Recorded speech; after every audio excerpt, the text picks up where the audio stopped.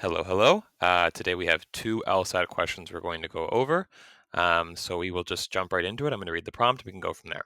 This is a necessary assumption question, so we want to know what has to be true. From the beginning, the dwarf-masked owl, a rare migratory bird of prey, normally makes its winter home on the Baja Peninsula, where it nests in the spiny cactus. Okay. In fact, there are no other suitable nesting sites for the dwarfed masked owl on the Baja Peninsula. Already, we have a conditional statement here, right? In fact, there are no other suitable nesting sites. This is sort of referential, right? Other suitable nesting sites aside from the spiny cactus on the Baja Peninsula. So we know that if there's no spiny cactus, which I'm going to denote as SC, if there's no spiny cactus, then we know that there's no suitable nesting sites on the Baja Peninsula. That's sort of our topic here, right? The Baja Peninsula. So cross that out. No spiny cactus, no suitable nesting sites, which means that if there's suitable nesting sites, there must be spiny cactus. Okay, keep going. But a blight last spring destroyed all of the spiny cacti on the Baja Peninsula. So we have no spiny cacti, right? They've all been destroyed. That's sort of our premises, right? So unless steps are taken to reestablish a spiny cactus population, the dwarf masked owl will not make its home on the Baja Peninsula this winter. This is our conclusion, right? So indicates that. So unless we have our conclusion. These are our rules up here. We know this. This is our premise. What can we deliver from this, right? We're saying because there's no spiny cactus, we will not make our home. Make home, I'm going to denote as MH. I don't know about this. What do we know from SC? Well, we can for sure, I'm going to move this down, draw the conclusion, right, that if we have no spiny cactus, so no spiny cacti, then we don't have suitable nesting sites. But we can't quite deliver not making a home. There's a disconnect right here. Not having suitable nesting sites is not the same as not making your home there. There could not be suitable nesting sites, but the dwarf masked owl might still choose to make its home there. So we need something that's going to connect these two, right? We need to say that if there are no suitable nesting sites, then these dwarf masked owls are not going to make their homes on the Baja Peninsula. So let's go right into the prompts now, or sorry, the responses. We'll start with A. No birds of prey other than the dwarf masked owl. Already, red flags. We're not worried about what other birds of prey are doing. We don't care. We're only concerned with the dwarf masked owl. So if other birds of prey are nesting in the spiny cactus, or if they're not nesting in the spiny cactus, it has no effect, really, on our conclusion about what the dwarf masked owl is going to do in this situation. Therefore, A is not necessary and is wrong. So I don't like A, getting rid of it. B, if the Baja Peninsula contains spiny cacti, okay, promising, then the dwarf masked owl makes its winter home there. Maybe, let's chart it out quick and see how this goes. So we know that if there are spiny cacti, then the dwarf masked owl will make its winter home there. Then make home. We are trying to deliver no spiny cactus, right? We have up here no spiny cactus, meaning not making home, right? This is the conclusion we're trying to deliver. This is what we're given. This is what we're trying to reach. This cannot deliver that conclusion, right? We have a sufficiency, necessity, confusion here. We can only deliver the conclusion that if they don't make their home there, then there's no spiny cacti. We can't draw this reverse conclusion. This is no good. It's close, but it's the opposite of what we want. We need to reverse these two. So I'm going to erase this right here. Let's try negating B as well. So if the Baja Peninsula contains spiny cacti, then the dwarf masked owl does not necessarily make its winter home there. This really doesn't matter because we are talking about a state of the world in which the Baja Peninsula does not have spiny cacti. And so this statement, whether it's true or whether we negate it, it doesn't pertain to our argument. It's not relevant and it's not necessary. I don't like B, so I'm going to cross B out as well. Boom. C, on occasion, the dwarf masked owl has been known to make its winter home far from its normal migratory route. There's a couple issues that I already see with this. First of all, on occasion, the dwarf masked owl has been known. There's sort of a disconnect, right? What is known and what is reality? The dwarf masked owl might not be known to do something, right? If we negate this, what does it depend on, right? If the dwarf masked owl, let's say they haven't been known to do this, does that necessarily mean that they don't do it, right? There's sort of a disconnect there between what is known and what's reality. Also, far from its normal route isn't what we're trying to determine. We're trying to determine whether they are on the Baja Peninsula or whether they're not on the Baja Peninsula. Whether their other location is far or close to the peninsula doesn't really matter. They could be close to their normal migratory route, but it could still be not the Baja Peninsula, or it could be the Baja Peninsula. This doesn't really help us reach any meaningful conclusion.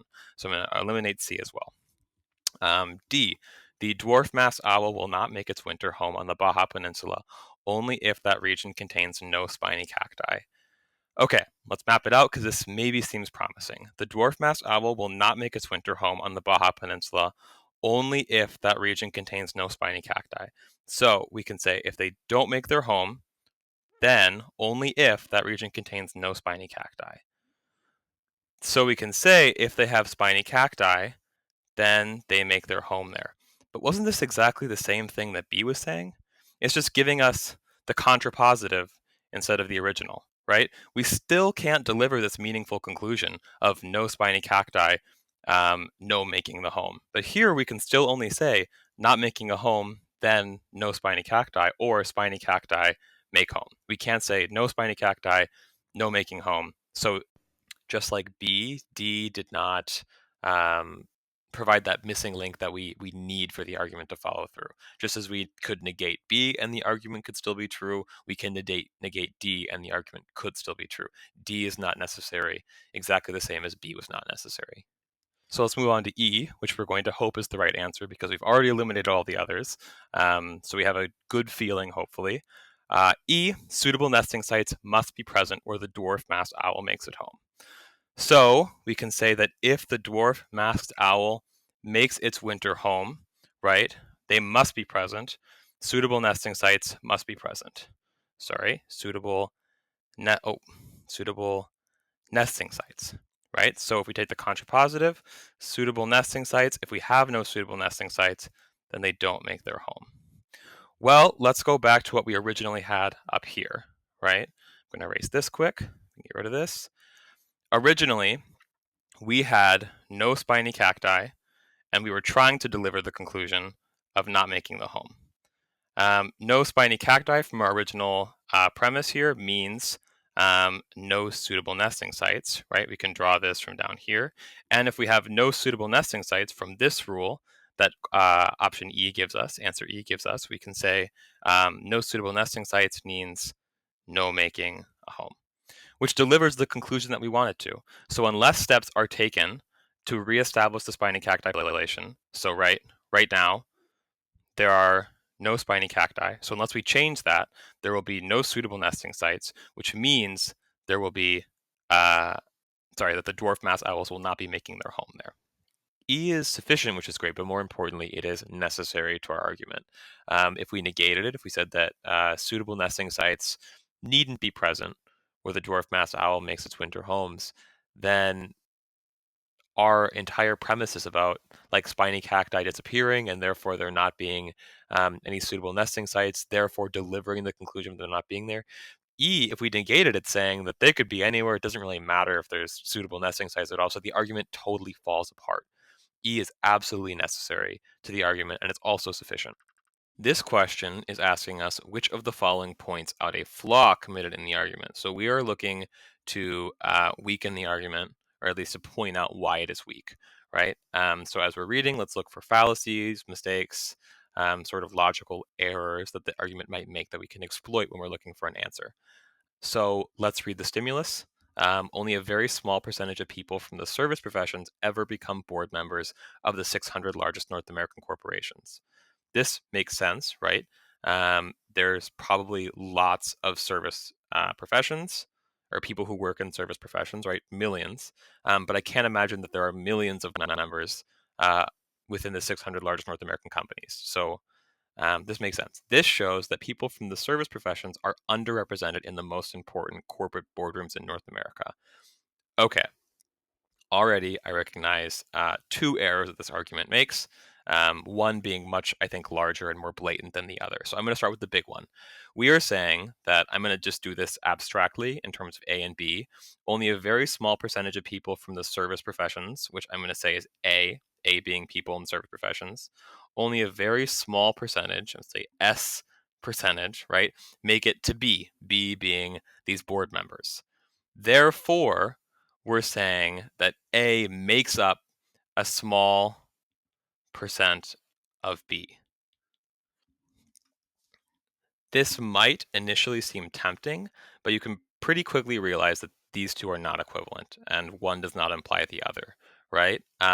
As an example, let's consider American men and the American presidency, right? So if we say A is American men, B is the American presidency, I could say that a very small percentage of American men become president, right? This is true. There's millions and millions of millions of men in America. A very, very, very small percentage of those become president. Now, using these rules up here, using this logic, I could say that men, or American men, make up a small percentage of the presidencies, right? Or that men are historically underrepresented in the American presidency. And as soon as you say it, you're sort of like, well, that's ridiculous. That's not true. So it's important to think of like, what other ideas can I apply to this that would point out how this argument structure doesn't work? And this is a great example. So we are looking for an answer that says a small percentage of A being B does not mean that A makes up a small percentage of B, right? Those two are not the same. The other issue that I see, which is much smaller, and I don't think is going to be the right answer, is that we are basically saying that the 600 largest North American corporations are representative of or are sort of equivalent to the most important corporate boardrooms in North America. Those two are different, admittedly, but I do trust that the 600 largest North American corporations are at least, um, for the sake of this argument, representative of the most important corporate boardrooms in North America. We don't really have any immediate reasons to doubt that jump, that assumption, right? So I'm going to sort of leave that, but we can look for it too. But I'm more concerned about that first flaw. So let's start with A. 600 is too small a sample on which to base so sweeping a conclusion about the representation of people from the service professions. I think that A is sort of trying to exploit um, maybe some confusion about what our sample size is, right?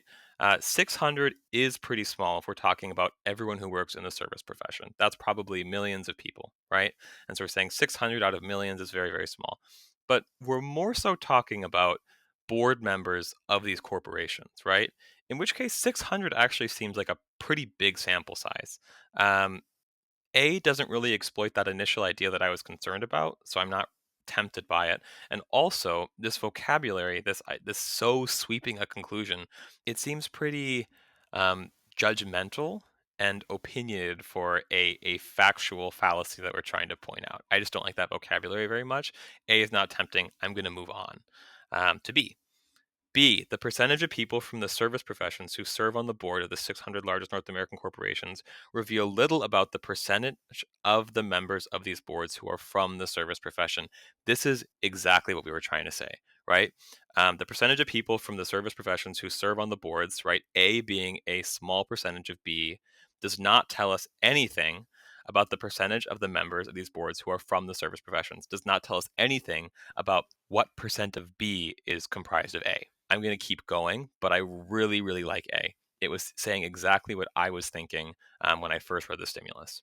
C, it is a mistake to take the 600 largest North American corporations to be typical of corporate boardrooms generally. This is sort of that second smaller issue that I was talking about. It's tempting because I would say that this is an assumption that we're pointing out, but I don't think it's an unrealistic assumption. I wouldn't say that this is the major flaw committed in the argument. In my opinion, I think that B is much, much, much more damning of a flaw that the argument made. And so C, although I might say, yeah, that's true, it doesn't tempt me as an answer. It's not a mistake, like it says. Also, we are more concerned about up here it says, right, the most important corporate boardrooms. This one is talking about corporate boardrooms generally. This one sort of commits the same error of taking two ideas to be equivalent as an assumption. Like it's criticizing the assumption of assuming two things are the same while also assuming that two things are the same. So C isn't tempting to me. D, it is irrelevant to smaller corporations whether the largest corporations in North America would agree to have significant numbers of workers from the service professions on the boards of the largest corporations. That's a lot of words. Not only is it a lot of words, but it also really doesn't pertain to the argument that we made at all. We are trying to recognize the flaws that might raise our hesitation in saying that service professions are underrepresented on corporate boardrooms. This is saying it's irrelevant to smaller corporations whether the largest corporations, well, we don't, we're not really concerned with what the smaller corporations are considering about what the largest corporations do in their boardrooms. We are just trying to say whether or not service professions are underrepresented in these boardrooms. D doesn't criticize any of the arguments that we saw, or any of the flaws we saw in these arguments. D is not tempting to me. E is saying the presence of people from the service professions on a corporate board does not necessarily imply that the corporation will be more socially responsible than it has been in the past. E is sort of baiting you here. It's trying to trick you into something. So up here, we're saying um, we have underrepresentation of service professions in the corporate boardrooms, right? And your mind might go to, well, underrepresentation is bad, right? Why is it bad? Why are we concerned about this? And you might say, well, maybe if they're underrepresented, the companies are going to act less socially responsible. Or maybe having a representative, diverse group of board members means that we're going to be more socially responsible as a board. And then E is saying, no, no, no, no, no, don't worry.